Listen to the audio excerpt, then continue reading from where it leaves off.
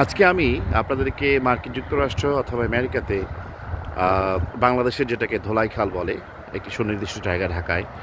আর এখানে আমেরিকার প্রত্যেকটি স্টেটের শহরের আনাচে কানাচে এই ধরনের জাঙ্কইয়ার্ড বলে অথবা টো ইয়ার্ড বলে। যখন কোনো গাড়ি দুর্ঘটনা কবলিত হয় অথবা যখন কোনো গাড়ি কোনো রাস্তায় কোনো কারণে হয়তো ইডল হয়ে পড়ে থাকে, তখন সেই গাড়িগুলোকে সাধারণত সিস্টেমেটিক ওয়েতে এদেশে ল এনফোর্সমেন্ট তথা পুলিশ এসে ইনভলভ হয় এবং সেক্ষেত্রে টো কোম্পানিতে কল করে তারা, এবং টো কোম্পানি গাড়িগুলোকে টো করে নিয়ে এসে, যেটাকে বাংলাদেশে সম্ভবত আপনারা র্যাকার বলেন সম্ভবত ব্রিটিশ ইংলিশে, করে নিয়ে এসে তারা এখানে এই গাড়িগুলোকে এভাবে রেখে দেয় এবং তারপরে যার যার মালিকানা অনুযায়ী তারা অনেক সময় সুবিধার সময় মতো এসে ক্লেম করে সেই গাড়ি তারা নিয়ে যায় ঠিকঠাক করে আবার চালায়। আবার অনেক ক্ষেত্রে অনেক গাড়ি এমন পরিস্থিতি হয় যে সেই গাড়ি আর চালানো সম্ভব হয়ে ওঠে না। যেমন খেয়াল করে দেখুন,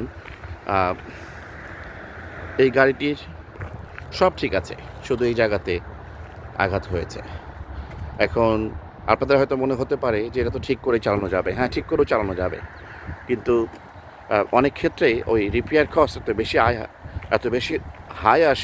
বেশি আসে যে গাড়ির যে বর্তমান মার্কেট ভ্যালু তার থেকে অনেক বেশি আসলে এখন সেটিকে ইন্স্যুরেন্সের ভাষায় আসলে এখানে টোটাল হওয়া বলে। অর্থাৎ ইন্স্যুরেন্স কোম্পানি আপনার বেসিক্যালি তারা যদি গাড়ির বর্তমান মার্কেট ভ্যালু থেকে রিপেয়ার কস্ট বেশি আসে তখন সেটাকে তারা রিপেয়ার করে না, সেটাকে টোটাল বলে। টোটাল বলার অর্থ হচ্ছে ডেফিনেটলি তারা গাড়িটা নিয়ে নেয়, টাইটেল যেহেতু তাদের কাছে থাকে। বেসিক্যালি যে আপনার যদি লোন থাকে সেই লোনের এগেনস্টে যে কোম্পানির সাথে আপনার ব্যাংক লোন, তারাই তো টাইটেল ওন করে যতক্ষণ লোন শোধ না করেন। এনিওয়ে অনেক পেপার ওয়ার্কসের বিষয় আশা রয়েছে। সব কিছু মিলিয়ে গাড়ি টোটাল হয়ে গেলে ইন্স্যুরেন্স কোম্পানি সেটার জন্য আর পে করে না, পে না করে তারা গাড়িটা টোটাল ডিক্লেয়ার করে দেয়। অর্থাৎ এই ক্ষেত্রে আপনার গাড়ির মালিকানা থাকছে না, অর্থাৎ আপনি গাড়িটা চালাতে পারছেন না। জাস্ট বোঝার জন্য বলছি। দেখুন এই গাড়িটির কী অবস্থা।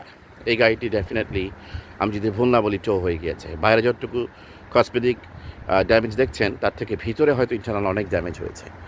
আবার মনে হতে পারে এই গাড়িগুলো এত সুন্দর, বাট প্রত্যেকটিরই কোনো না কোনো স্টোরি বা কাহিনী নিশ্চয় রয়েছে, অর্থাৎ কোনো না কোনোভাবে হয়তো আক্রমণের শিকার হয়েছে। তো সবচেয়ে বড় কথা, এই গাড়িটিতে আবার ফিরে আসছি। এই গাড়িটি সম্ভবত না, নিঃসন্দেহেই টো হয়েছে, আমি আমার অভিজ্ঞতায় বলতে পারি। কারণ এদের গাড়ির ভিতরে খেয়াল করে দেখুন, প্রত্যেকটি পর্যন্ত বের হয়ে গিয়েছে, যেটাকে এয়ার ব্যাগ বলে। সাধারণত এয়ার ব্যাগ বের হয়ে গেলে সেই গাড়ি আর রাস্তায় চলে বলে আমি কখনো দেখি নাই। আর এই যে বড় বড় ট্রাক, এগুলো তো তারা নিয়ে আসা গাড়ি সাধারণত নিয়ে এসে রাখে, বা তারা বিভিন্ন ধরনের কাজ, পার্সোনাল কাজে, কমার্শিয়াল কাজগুলো তারা ইউজ করে। সম্ভবত এটি কোনো পার্টি বা কোনো অনুষ্ঠানে ইউজ করেছে তারা। জাস্ট ট্রাক বা লরি বলে এদেশে, বোঝানোর জন্য বললাম। তো দেখুন কত বড় জাঙ্কইয়ার্ড বা কত বড় টো ইয়ার্ড, কত বিশাল আকারের। খেয়াল করে দেখুন, অনেক বড় জায়গা নিয়ে এখানে কয়েকশো বা কয়েক হাজার গাড়ি হয়তো রয়েছে। তো আজকে আপনাদেরকে আমেরিকার জাঙ্কইয়ার্ড বা বাংলাদেশের ধোলাইখালের মতো একটি জায়গা শেয়ার করলাম। কোনো গাড়িওয়ালাই বা কোনো গাড়ির মালিকই চাবে না যে তার গাড়ি এখানে এসে শেষ পর্যন্ত মানে চিরনির্দশায়িত হোক। তারপরেও ফর্চুনেটলি অনেক ক্ষেত্রে অনেক ধরনের ঘটনা ঘটে যায়। তো সকলে ভালো থাকবেন, আপনাদের সাথে আবার কথা হবে। মার্কিন যুক্তরাষ্ট্র নিউ জার্সির কোনো একটি জাঙ্কিয়ার্ড থেকে আপনাদের কাছ থেকে বিদায় নিচ্ছি। ভালো থাকবেন, খোদা হাফেজ। আপনাদের সামনে আরেকবার আসলাম আরেকটি বিষয় শেয়ার করার জন্য। দেখুন, আগের ভিডিওতে আমার একটু শব্দগত ভুল হয়েছে, আমি ফর্চুনেটলি বলেছি। না, নিঃসন্দেহে আনফর্চুনেটলি সেটি হবে। আনফর্চুনেটলি এই কারণেই, দুর্ভাগ্যজনিত কারণেই তো মানুষ কোনো একটি ঘটনার শিকার হয়ে গাড়িগুলো এখানে আসে। কাজে প্রশ্নই আসে না এটা ফর্চুনেটলি বলার। আনফর্চুনেটলি বলতে গিয়ে আমি ভুল করে ফর্চুনেটলি বলে ফেলেছেন। ব্যাপারটি আপনারা ক্ষমাসুলভ দৃষ্টিতে দেখবেন আশা করি। দেখুন, এটা একটি ব্র্যান্ড নিউ গাড়ি এবং সেই বিখ্যাত টেসলা কোম্পানি টেসলা গাড়ি। খেয়াল করে দেখুন, এটি কিন্তু টেসলা গাড়ি। সেই গাড়িটি নাম্বার প্লেটটা আপনাদেরকে শো করবো না, তবে আমি দেখতে পাচ্ছি যে এটি এখনও পর্যন্ত মোটর ভেহিকেলে, যেটা বাংলাদেশে আপনারা বিআরটিএ বলেন, তার রেজিস্ট্রেশনটা পর্যন্ত মানে ট্যাগটা এখনও বের হয় নাই। সেটি দেখেন দুর্ঘটনা কবলিত হয়েছে এবং খেয়াল করে দেখুন কী অবস্থা, পুরো এয়ার ব্যাগ বেরিয়ে গিয়েছে। একদম ব্র্যান্ড নিউ গাড়ির কাছে আমি গন্ধও পাচ্ছি ব্র্যান্ড নিউ এর। এত দামি একটি গাড়ি দেখেন কীভাবে দুর্ঘটনার শিকার হয়েছে। দেখুন কী অবস্থা। এটিও শেয়ার করলাম আপনাদের সাথে। এমন ঘটনাও ঘটে, গাড়িটি হয়তো যেদিনকার বের করেছে তারা শোরুম থেকে কিনে হয়তো বা সেদিনই এই ঘটনা ঘটেছে, অথবা খুব অল্প সময়ের ভিতরেই। কারণ এখনও পর্যন্ত তাদের টেম্পোরারি রেজিস্ট্রেশন প্লেট, পার্মানেন্ট প্লেটটি বা যেটি মোটর ভেহিকেল থেকে ইস্যু হয় সেটা এখনও পায় নাই।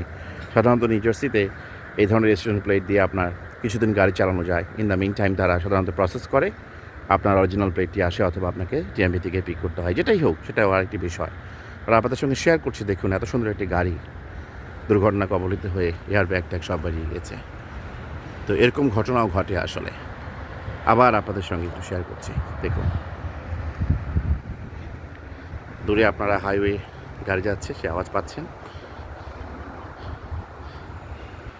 এবং সর্বশেষ কোনো গাড়িকেই যেন এখানে এসে এভাবে চিরনির্দশায়িত না হতে হয়, অন্তত দুর্ঘটনার মাধ্যমে। এই কামনা করে আপনাদের কাছ থেকে বিদায় নিচ্ছি। সকলে ভালো থাকবেন। আসসালামু আলাইকুম।